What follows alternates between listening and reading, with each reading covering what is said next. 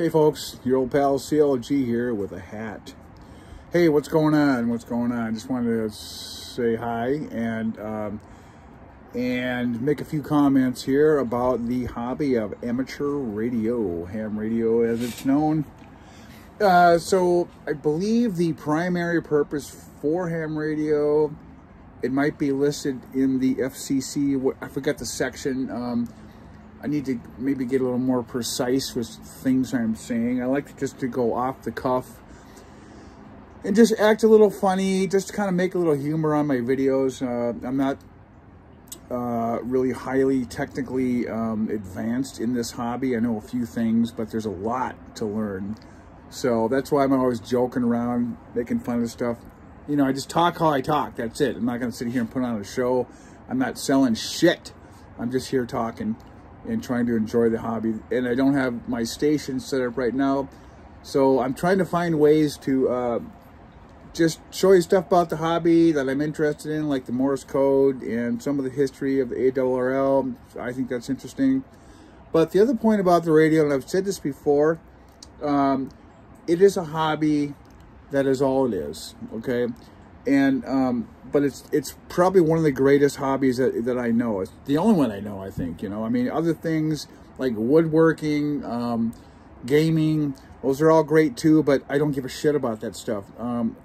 My uncle and my dad, as I said before, got me going to ham radio when I was a kid. I must have been 13 or 14 years old, and I've held my license ever since. So the point here is that this hobby is something that a person can do when there's nothing else going on.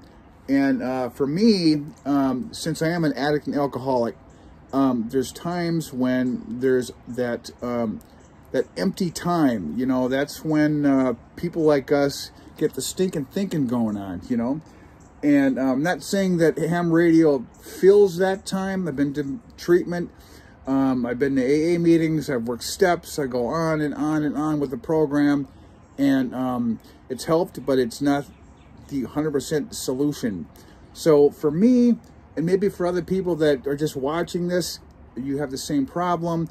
One of the things about ham radio is it's a hobby that I'm trying to put in place instead of the act of addiction. And it's a great thing for that, because one of the things about living, I believe, is that you need to enjoy your life. You need to find ways to enjoy it, because not every day is great. Not every day is as you plan. Things come up and things can go extremely bad, or just not even extremely bad, just not go well. And those are the times that are tricky. So I'm just saying that having a hobby like this for me is very helpful. It takes my mind off that whole obsession. When it comes to alcoholism and addiction, there's the obsession and there's the allergy. A lot of us are obsessed, whether it's really strong or it's really just in the back of our minds about, I'm going to get high, I'm going to get drunk, I'm going to do it. So I think trying to fill the brain with other activities to change the thinking is one of the positive things that a person can do if you're an addict.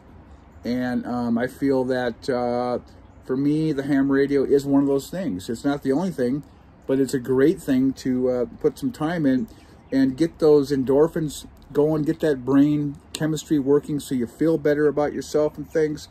And that's my whole spiel about that. I think the original idea about ham radio is probably in the FCC, whatever, statute, I don't even know. But it's supposed to be, primarily, it was supposed to be amateur radio operators can come back and help when there's a disaster, all the phone lines are down.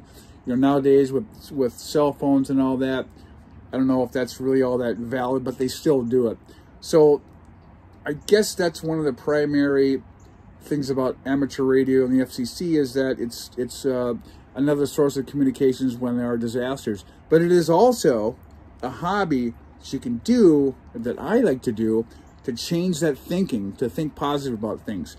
That's a little point just wanted to make. I'm going to keep making videos, just struggling here, not struggling, but just trying to do the right thing and you know, spend money when it's supposed to be spent on. But again, you know, the ham gear, like I've said, that's an addiction as well. The flashy radios, all the cool shit, you know, just like anything.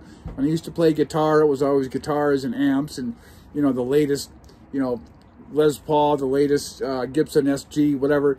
You know, those are like very expensive. And I wasn't making all that money back in those days. And I was like, you know what, I'm going to screw the rent. I'm buying this guitar and this amp, yeah. Sometimes it's the same way with ham radio, that whole idea, you know. But anyway, just trying to not make that an addiction as well. But it is a hobby, and it's something I like doing to fill that time when things aren't going well up in the old cranium.